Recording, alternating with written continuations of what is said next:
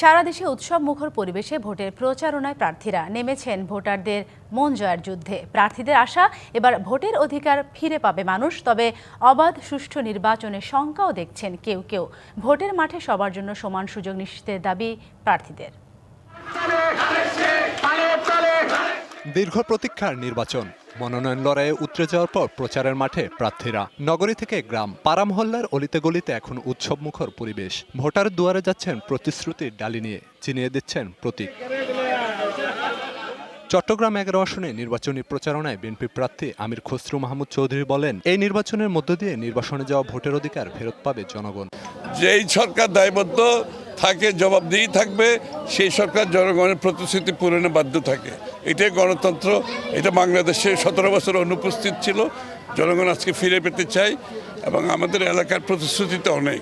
চকরিয়া উপজেলার কোনাখালী ইউনিয়নে গণসংযোগ শুরু করেন কক্সবাজার 1 আসনে বিএনপি প্রার্থী দলের স্থায়ী কমিটির সদস্য সালাউদ্দিন আহমেদ। দেশের উন্নয়নের জন্য ধানের শীষে ভোট চান তিনি। আপনাদের সবার জন্য এমন একটা আমাদের ব্যবস্থা করতে হবে যাতে এই দেশের কোনো মা বোন আর দরিদ্র সীমার নিচে না থাকে।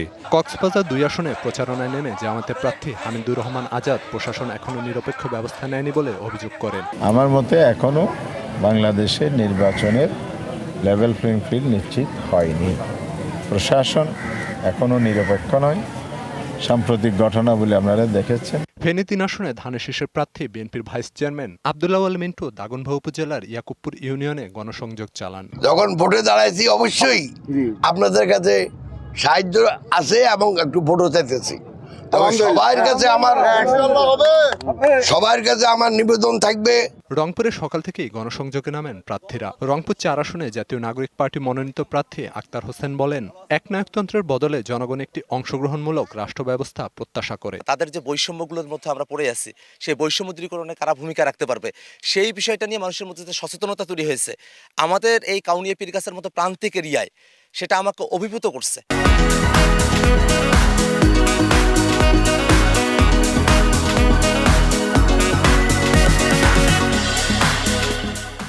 খুলনা ডুমুরিয়ায় গণসংযোগ করেন জামাতে ইসলামীর সেক্রেটারি জেনারেল অধ্যাপক মিয়া গোলাম পরোয়ার। তার আশঙ্কা, কালো টাকার ছড়াছড়ি ও সন্ত্রাসী কর্মকাণ্ড সুষ্ঠু নির্বাচনের পথে প্রতিবন্ধকতা সৃষ্টি করতে পারে। আমরা ওয়ারিড হচ্ছি যে এই পরিবেশ নির্বাচন পর্যন্ত থাকবে কিনা।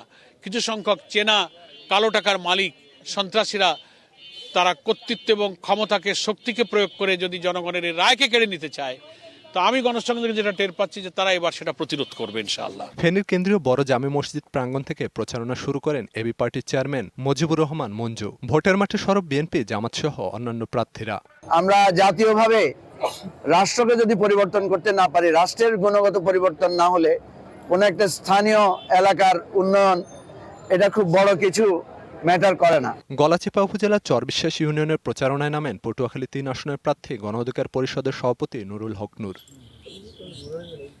বরিশাল 5 ও 6 আসনে ইসলামী আন্দোলনের প্রার্থী ফয়জুল করিম সদর রোডে প্রচারণা চালান। বরিশাল 5 আসনে বিএনপি প্রার্থী মুজিবুর রহমান সরোয়ার দলীয় কার্যালয়ের সামনে থেকে ভোটের প্রচারণা শুরু করেন। ইসলামের জন্য, দেশের উন্নয়নের জন্য, সাম্য, মানবিক মর্যাদা, সামাজিক ন্যায়, বিচার প্রতিষ্ঠা করার জন্য ইনশাআল্লাহ আমরা হাত পাকা প্রতীকে ভোট দেব। ভোটের পরিবেশ উৎসবমুখর করে তুলতে সবার জন্য লেভেল প্লেইং ফিল্ড নিশ্চিতের দাবি প্রার্থীদের। Khalid Hasan, DBC news desk.